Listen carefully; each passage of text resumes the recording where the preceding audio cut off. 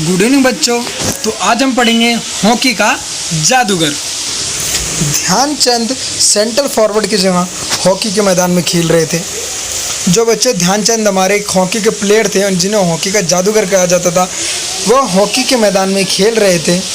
वे तेज़ी से आगे बढ़े। उन्होंने गेंद को ऊपर की तरफ उठाने के लिए जोरदार स्कूप किया।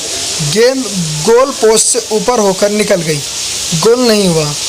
सभी को हैरानी हुई, लेकिन ध्यानचंद को इसका दुख हुआ। उन्हें शक हुआ कि कुछ तो गोल पोस्ट में अवश्य गलती थी। मैच के बाद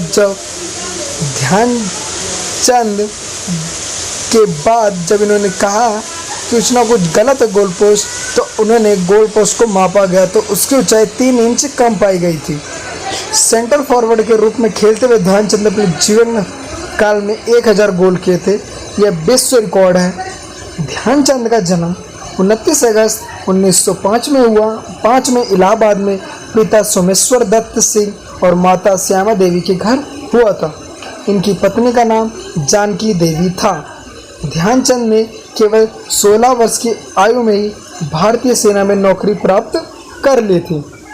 वे दिन में सेना की नौकरी करते थे और रात को हॉकी खेलते थे। वे इतनी कुशलता से खेलते थे कि उनकी स्टिक से चिपक सी जाती थी और वे मछली की तरह फिसलते हुए गोल पर गोल करते थे।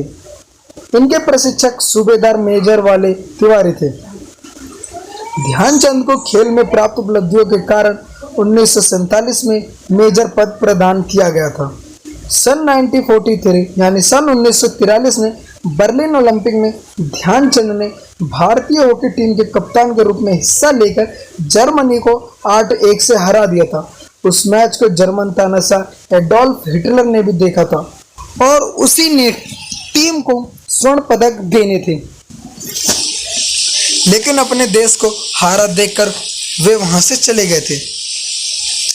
अगले दिन हिटलर ने ध्यानचंद को अपने पास बुलाया था। उसने इन्हें जर्मन सेना में एक बड़े पद का प्रस्ताव दिया था, लेकिन इन्होंने उस विनम्रता पूर्वक मना कर दिया था। ध्यानचंद अपने खेल में अनुशासन और धैर्य के लिए प्रसिद्ध थे। सन 1933 में आर्मी कप में खेलते समय विरोधी टीम के एक खिलाड़ी ने इनके सिर पर हॉकी स्टिक मार दी थी।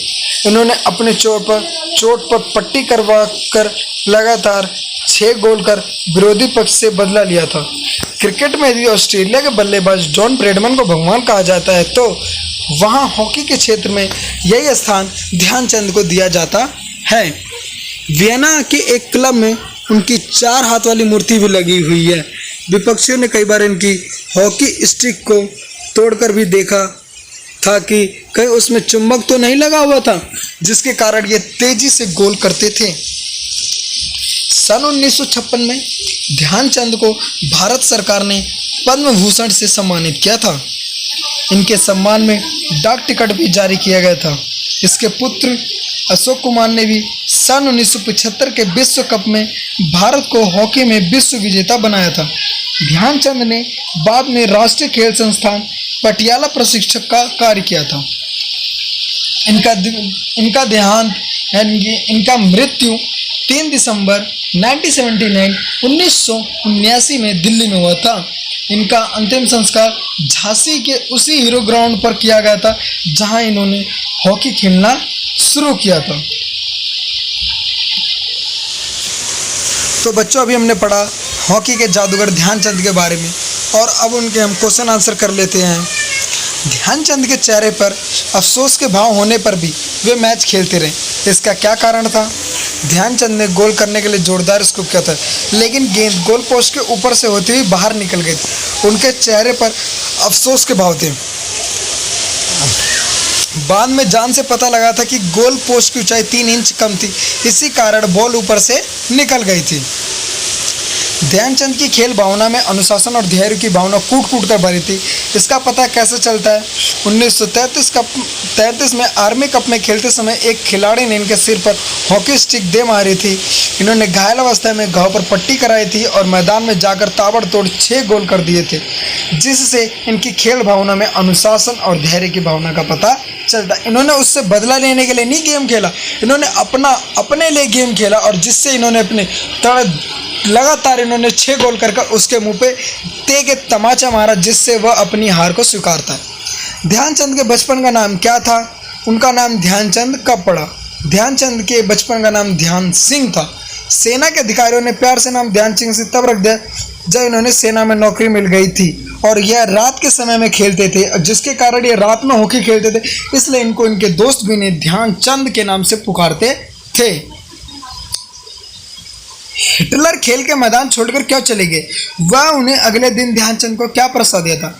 हिटलर अपने देश की टीम को हार के कारण गुस्से से भर गए थे, इसी कारण वो मैदान छोड़कर चले गए थे। अगले दिन उन्होंने ध्यानचंद को जर्मन फौज में बड़े स्तर पर आसीन होने का प्रस्ताव दिया, यानी बड़े पद पर आसीन का प्रस्ताव दिया था, जिन्होंने ध्यानचंद ने उसे भी ठुकरा दिया। मेजर ध्यानचंद की 4 हाथों वाली मूर्ति कहाँ स्थित है? उनकी ऐसी मूर्ति क्यों बनाई गई?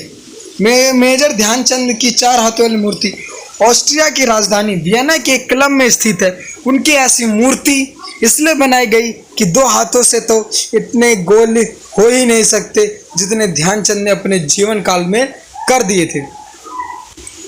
1932 के ओलंपिक कहाँ हुए? इसमें कौन सा विश्व रिकॉर्ड बना?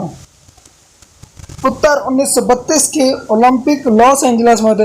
इसमें भारत ने अमेरिका को 24-1 से हॉकी में हरा दिया था, एक विश्व रिकॉर्ड बना दिया था, जिसमें बनाया था वर्ल्ड रिकॉर्ड ये ध्यानचंद मेजर खेल रहे थे।